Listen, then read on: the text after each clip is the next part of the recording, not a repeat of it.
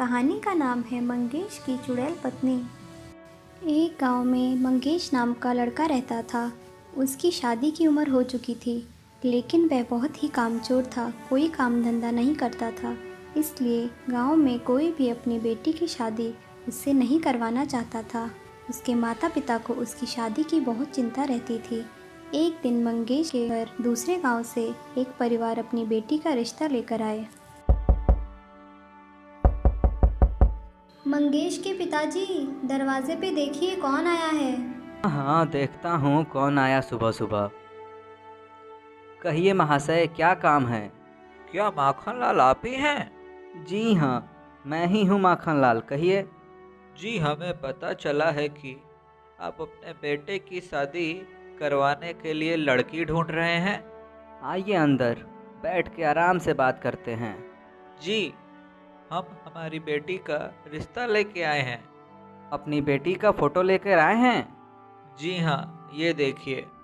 मंगेश की माँ, सुनती हो? अपनी बहुरानी का फोटो देख लो। देखिए जी, लड़की तो बहुत सुंदर है। हमारी लड़की सुंदर तो है ही और घर का सब काम भी करना जानती है।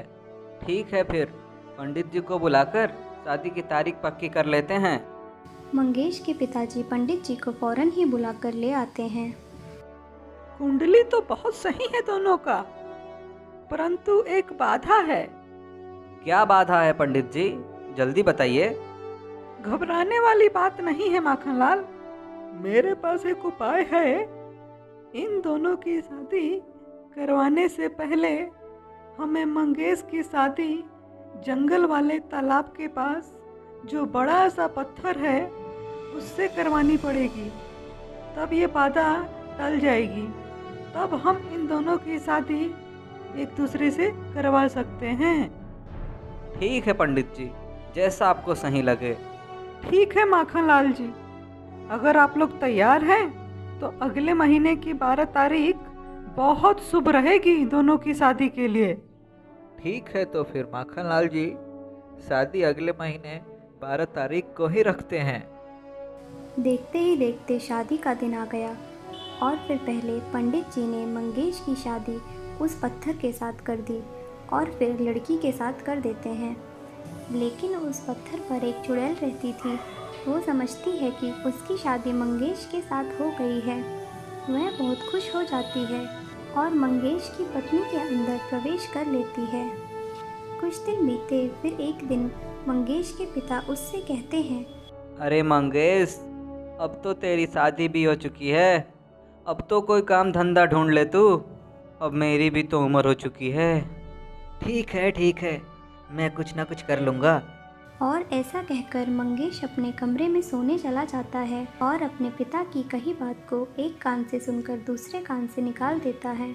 फिर कुछ दिन बाद मंगेश के पिता की तबीयत बहुत ख़राब होने की वजह से उसका निधन हो जाता है। एक दिन मंगेश की माँ उससे कहती है, अरे बेटा, अब तो तेरे पिताजी भी नहीं रहे, अब तो कुछ काम कर लिया कर।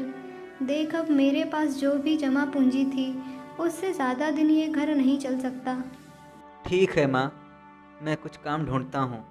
इतना कहकर वो कमरे में चला गया। मंगेश की पत्नी ये सब बातें छुप के सुन रही थी। उसने मंगेश के पास जाकर बोला, आप फिक्र मत कीजिए, मैंने सब कुछ सुन लिया है। आपको कोई काम करने की ज़रूरत नहीं है, आप सिर्फ आराम कीजिए। ये क्या कह रही हो? जैसे कि तुम अब जानती हो कि अब माँ के पास ज़्यादा पैसे नहीं रहे घर चलाने के लिए। आप पैसों की चिंता मत कीजिए, मैं आपको रोज़ एक सोने का सिक्का ला कर दूँगी। उसे बाज़ार में बेचकर आपको बहुत सारे पैसे मिल जाया करेंगे। लेकिन तुम ये सोने का सिक्का लाओगी कहाँ से? वो सब आप मुझ पे छोड़ दीजिए। क्योंकि मंगेश बहुत ही कामचोर था, तो वो उससे ज़्यादा सवाल जवाब नहीं करता है और दोबारा सो जाता है। अगली सुबह मंगेश सोकर उठता है तो मेज़ पर सोने का सिक्का रखा देखकर हैरान हो जाता है और अपनी पत्नी को आवाज़ लगाता है, ये मेज पर सोने का सिक्का क्या तुमने रखा है? जी हाँ, मैंने ही रखा है, इसे बाज़ार ले जाकर बेच आइए। और फिर मंगेश वैसा ही करता है और सिक्का बेचकर जो पैसे मिलते हैं उससे घर के लिए राशन ले आता है। अब रोज़ मंगेश ऐसा ही किया करता था। बिना कुछ काम किए उसको हर चीज़ के लिए पैसे मिल जाया करते थे। एक रात मंगेश पानी पीने के लिए उठा। पानी पीकर जब वह कमरे में सोने आया तो उसने देखा कि उसकी पत्नी वहाँ नहीं है। अपनी पत्नी को वहाँ ना पाकर वो हैरान हो गया। उसने उसे घर में हर जगह ढूंढा। उसकी पत्नी उसको कहीं नहीं मिली। वो सोच में पड़ गया। फिर मंगेश के मन में अचानक सोने के सिक्कों का ख्याल आया और वह सोचने लगा कि कहीं मेरी पत्नी रोज़ रात को चोरी करके तो वो सोने के सिक्के लेकर नहीं आती। फिर मंगेश अपने कमरे के एक कोने में छिपकर बैठ गया और अपनी पत्नी के आने का इंतज़ार करने लगा। कुछ देर बाद एक चुड़ैल कमरे में आती है और उसकी पत्नी का रूप लेकर बिस्तर पे सो जाती है।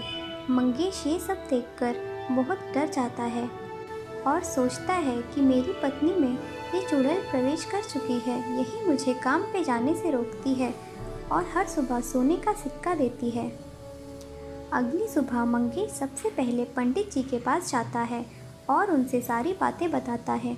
तो पंडित जी उससे कहते हैं, मंगेश, ये सब तुम्हारे लिए तो अच्छा है। तुम्हें बिना कुछ काम किए रोज सुबह एक सोने का सिक्का मिल जाता है। फिर क्यों उस चुड़ैल से पीछा छुड़वाना चाहते हो? नहीं नहीं पंडित जी, मैं अब से पूरा मन लगा कर काम किया करूँगा। आप बस मुझे उस चुड़ैल से छुटकारा दिलवा दो। ठीक है, मैं कोई उपाय निकालता हूँ। और कुछ देर पंडित जी ने कुछ सोचा और बोले, ठीक है मंगेश, तुम घर जाओ। मैं रात को तुम्हारे घर आकर उस चुड़ैल से तुम्हें छुटकारा दिलवा दूंगा। रोज़ की तरह चुड़ैल आधी रात को उठकर बाहर चली गई। मंगेश और पंडित जी कमरे में छुपकर उसके आने का इंतज़ार करने लगे। कुछ देर बाद चुड़ैल वापस आई और सो गई।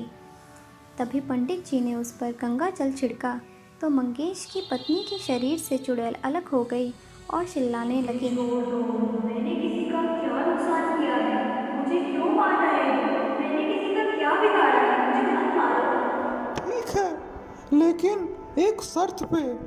तुझे ये गांव छोड़कर हमेशा के लिए चले जाना होगा। ठीक है, मुझे छोड़ दो।